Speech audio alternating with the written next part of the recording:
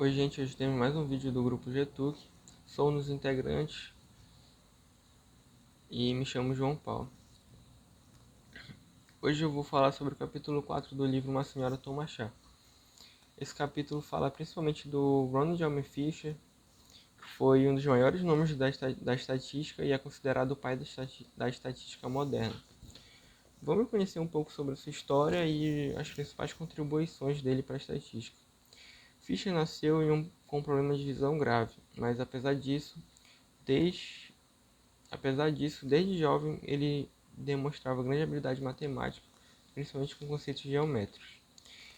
Ele estudou numa renomada escola pública chamada Harrow, onde obtinha aulas à noite de seu tutor, sem auxílio visual nenhum, pois ele não podia utilizar a luz elétrica.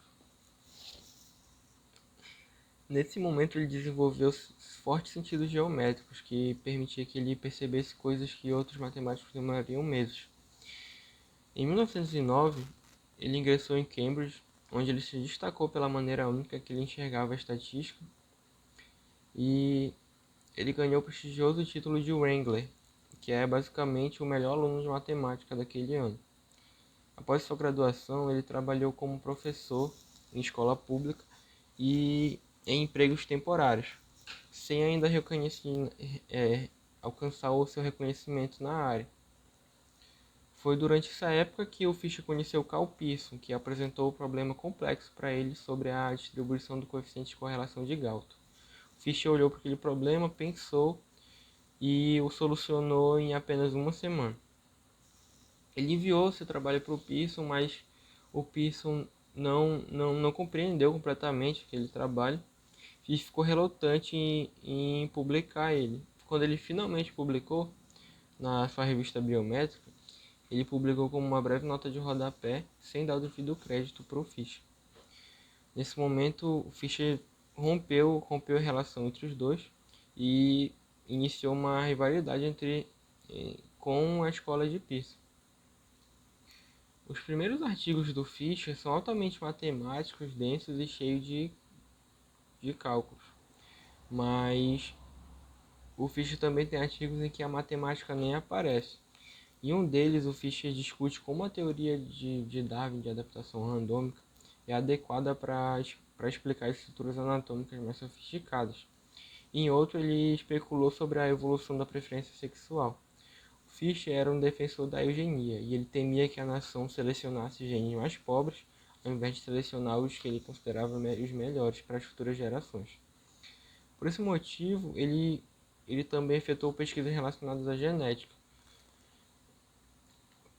E ele foi um dos primeiros a combinar genética mendeliana com métodos estatísticos e criou a base da estatística quantitativa.